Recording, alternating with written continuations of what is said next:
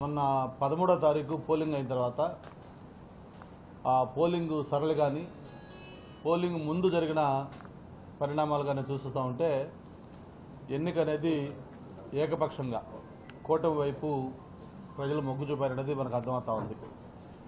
దానికి అంతకు ముందు జరిగిన పోస్టల్ బ్యాలెట్లో కానీ అలాగే హైదరాబాద్ నుంచి బెంగళూరు చెన్నై నగరాల నుంచి ప్రజలు ట్రైన్స్లో బస్సుల్లో యాలాడుతూ వాళ్ళు వచ్చిన తీరు, టోల్ గేట్స్ దగ్గర రద్దీ, ఇవన్నీ సంక్రాంతి పండుగ తలపించే విధంగా ప్రజలు వచ్చి ఓట్లేసిన విధానం కానీ అలాగే పర్సంటేజ్ ఆఫ్ పోలింగ్ ఎక్కడ చూసినా కూడా గతంలో కంటే కూడా 2-3% మినిమం ఎక్స్ట్రా, కొన్ని చోట్ల అయితే 10%, 11% కూడా ఎక్స్ట్రా పోలైంది. అంటే ప్రజల్లో ఒక కసి, ఈ ప్రభుత్వానికి ఎట్టి పరిస్థితుల్లో కూడా బై చెప్పాలన్న ఒక ఆలోచన, వాళ్ళ కసి ఆ ఓటింగ్లో కనిపించింది.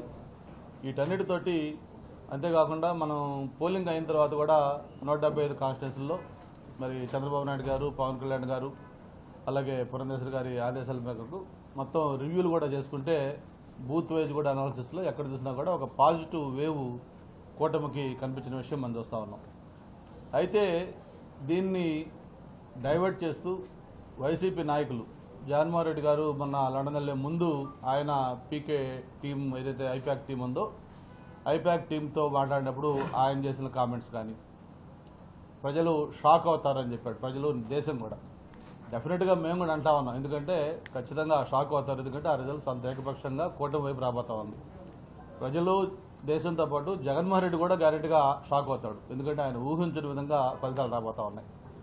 దాంతోపాటు ప్రత్యేకించి విశాఖపట్నంలో వైవి సుబ్బారెడ్డి గారు కానీ మరి అలాగే బొత్స సత్యనారాయణ గారు కానీ గత 7 రోజులుగా వాళ్ళు ఆడుతున్న మైండ్ గేమ్ చూస్తే చాలా నవ్వు వస్తూ ఉంది మాకు.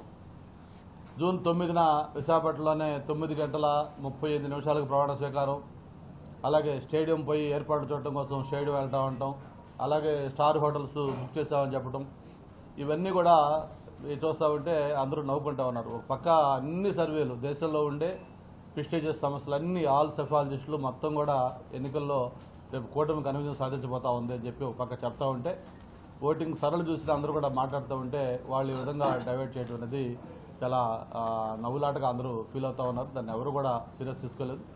చాలా చోట్ల అయితే క్యాడర్లు ఆల్రెడీ దాని మీద వాళ్ళు చేతులు ఎత్తేసేసి వాళ్ళ నాయకులు కూడా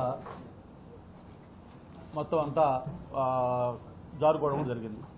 మరి ఈ విధంగా ఉన్న నేపథ్యంలో వాళ్ళు పోలింగ్ రోజు ఎలాగా వైసీపీ పార్టీ నాయకులు ఇది చేస్తూ ఉంటారు, కానీ పోస్ట్ పోలింగ్ కూడా వాళ్ళ దాడులు కానీ వాళ్ళ వైఖరి చూస్తూ ఉంటే అర్థమవుతాం. నిన్న మనకి ఏదైతే పిన్నెల్లి రామకృష్ణారెడ్డి గారి వీడియో ఒకటి వైరల్ అయింది. ఒక ఈవీఎం మిషన్ని డైరెక్ట్గా క్యాండిడేట్ బూత్లోకి వెళ్ళి ఎంత ఓపెన్గా అతను దాన్ని ధ్వంసం చేస్తున్నాడంటే అది వాళ్ళ ఫ్రస్ట్రేషన్, వైసీపీ నాయకులు కంటెస్టెడ్ క్యాండిడేట్లకి ఆ ఫ్రస్ట్రేషన్ క్లియర్గా కనిపిస్తూ ఉంది. మరి దీని మీద ఈసీ కూడా ఖచ్చితంగా చర్యలు తీసుకుంటుంది. పోస్ట్ పోలింగ్ కూడా తాడిపత్రి కావచ్చు, పల్నాడు కావచ్చు, లేకపోతే మిగతా రాయలసీమలో కొన్ని ప్రాంతాలు కావచ్చు. చివరికి ఒక పబ్లిక్ పల్స్ ఏంటంటే, మేము కూడా మన పోలింగ్ రోజు మార్నింగ్ 7 o'clock ఓటేయడం కోసం మా ఎంఈపీ బూత్లోకి వెళ్ళి ఎందుకంటే మిగతా కాన్స్టిట్యూన్సీలోకి వెళ్ళాలి కాబట్టి వెళ్తే పబ్లిక్ మమ్మల్ని అప్పటికే 200-300 మంది క్యూలో ఉన్నారు. వాళ్ళందరూ కూడా సార్ మీరు వెళ్ళండి సార్, మీరు వెళ్ళి అక్కడికి మళ్ళీ కాన్స్టిట్యూన్సీకి వెళ్ళాలి కదా అని చెప్పని వాళ్ళు దగ్గరుండి వాళ్ళు మమ్మల్ని లోపలికి తీసుకెళ్ళి, వాళ్ళు క్యూ కాకుండా మమ్మల్ని లేదు ఉంటానంటే కూడా వద్దని చెప్పి వాళ్ళు మమ్మల్ని దగ్గర లోపలికి తీసుకెళ్లి ఓటు ఏజెంట్ పంపించారు.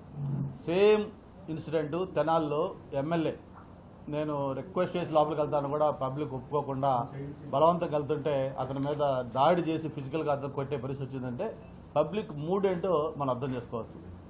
కాబట్టి వాళ్ళు ఎన్ని మాటలు చెప్పినా కేవలం 4వ తారీఖు దాకా వాళ్ళు ఎన్ని ప్రయత్నాలు చేసినా ఎన్ని చేసినా కూడా పబ్లిక్ తీర్పేంటో ఆల్రెడీ బాక్స్లో నిక్షిప్తమై ఉంది. మరి అది ఖచ్చితంగా ఎన్డీఏ కూటమికి ఫేవరబుల్గా రాబోతా ఉంది. మళ్ళీ ఏదైతే వాళ్ళు చెప్తా ఉన్నారో 9వ తారీఖు, ఆ 9వ తారీఖున జగన్మోహన్ రెడ్డి గారు కాదు, చంద్రబాబు నాయుడు గారు ఈ రాష్ట్ర 3వ ముఖ్యమంత్రిగా మళ్ళీ ఆయన ప్రమాణ స్వీకారం చేయబోతా ఉన్నారు. అలాగే విష్ణుకుమార్ రాజు గారు, చంద్రమోహన్ రెడ్డి గారు, నేను, మన రఘు, నలుగురం కూడా కంటెస్ట్ చేస్తున్నాం ఎమ్మెల్యేలుగా. నలుగురం కూడా అసెంబ్లీలో అడుగు పెట్టబోతా ఉన్నాం. దీన్ని ఘంటాబద్ధంగా చెప్పగలం. అందరూ కూడా మంచి మెజారిటీతో ఎన్డీఏ కూటమి అభ్యర్థులు గెలవబోతా ఉన్నారు. Thank you very much.